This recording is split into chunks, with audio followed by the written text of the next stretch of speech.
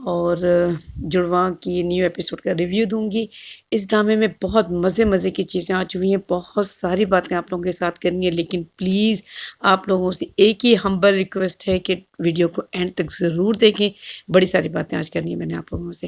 دیکھیں، آپ نے دیکھا کہ ساس بہو کے اچھے تعلقات ہیں، اور جو ساس ہے وہ اپنی بہو کو اپنی بیٹی کی غلطیاں بتا رہی ہے جو اس نے کی ہیں، ٹھیک ہے، وہ اسے بتا رہی ہے کہ وہ کس طرح کی حرکتیں کرتی تھی، اور وہ کبھی بھی تمہاری بیٹی کے لیے مخلص نہیں تھی، اور تمہاری بیٹی کو جو ہے اس نے پالا ہے، یعنی کہ سلمیٰ نے۔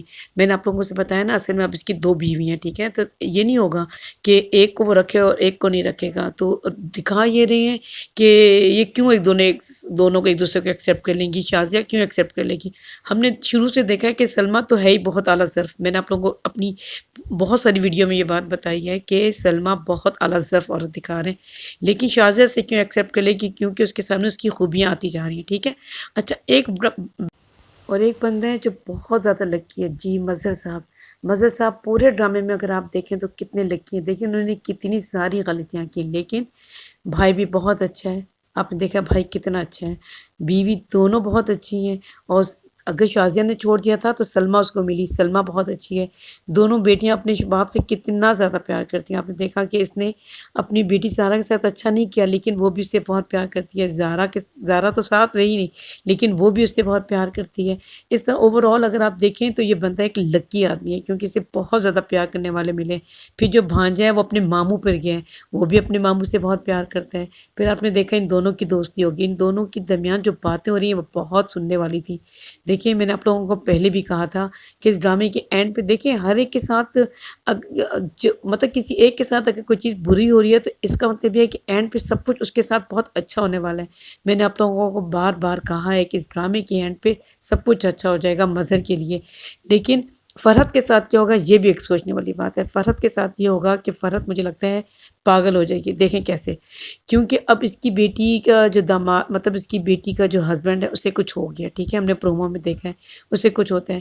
اب اس کی ماں جو سے آگے سے اپنی بیٹی کو، مطلب اپنے داماد کو بدوا دیتی ہے کہ وہ مر ہی جائے تاکہ تمہاری جان ہی چھوٹ جائے۔ اب وہ جو بیٹی ہے رکشی ہے وہ اپنی ماں کے اگینسٹ ہو جائے گی، اور جو چھوٹی والی بیٹی ہے وہ اپنی ماں کو پہلے پسند نہیں کرتی ہے، اس کو اپنی ماں کی ایکٹیویٹی پسند نہیں ہے، تو وہ اس لیے وہ تو ویسے بھی اپنے باپ کے پاس باہر چلی جائے گی۔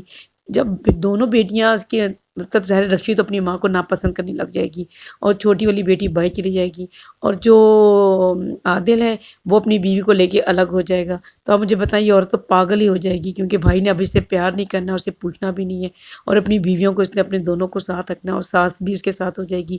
اور جو خالہ سنجید ہے نا، اس کا بھی جو، مطلب اس کی بہن سنجید ہے، اس کا بھی ایک خاص قسم کا کریکٹر ہے۔ دیکھیں کیا وجہ ہے، پورے ڈرامے میں کبھی دونوں بہنوں کو آپس میں بات چیت کرتے نہیں دکھایا، تو اس کا مطلب یہ ہے کہ اس کے پاس بھی نا قاسم کے بارے میں کوئی خبر ہوگی، ٹھیک ہے، اور اس طرح انہیں پتہ لگے گا کہ ان کا جو بیٹا قاسم ہے وہ بھی مرا نہیں ہے۔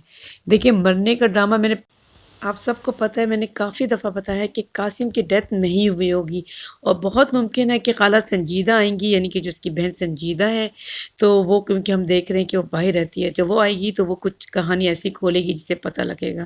اور ہم دیکھتے ہیں کہ جو منور ہے اس کا کوئی حادثہ وغیرہ ہوا ہے، چلیں وہ تو پتہ لگ جائے گا، ظاہر اس کا بھی تو انجام دکھانا تھا نا، برا آدمی ہے۔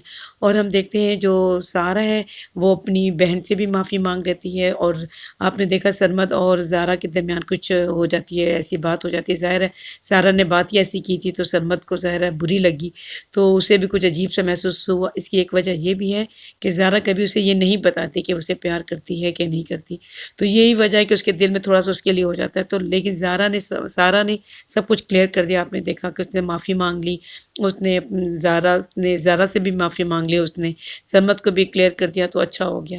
اور پھر ہم دیکھتے ہیں کہ اب ان دونوں کے درمیان، یعنی کہ زارا اور عادل کے درمیان بھی سب کچھ ٹھیک ہو گیا ہے، وہ سمجھ گیا ہے کہ ٹھیک ہے، اور اس نے بھی بات کلیئر کر دی ہے کہ میں نے صرف اپنے کام کے لیے اسے استعمال کیا تھا۔ اور ہم نے دیکھا کہ سارہ بھی اب سمجھدار ہوگی، سارہ نے اپنی ہونے والی ساس یعنی فرحت کو خوب سنائی، اور بالکل ڈری نہیں، اور اس کو یہ بات کلیئر ہو گئی کہ یہ سازش کرنے میں لگی رہتی ہے۔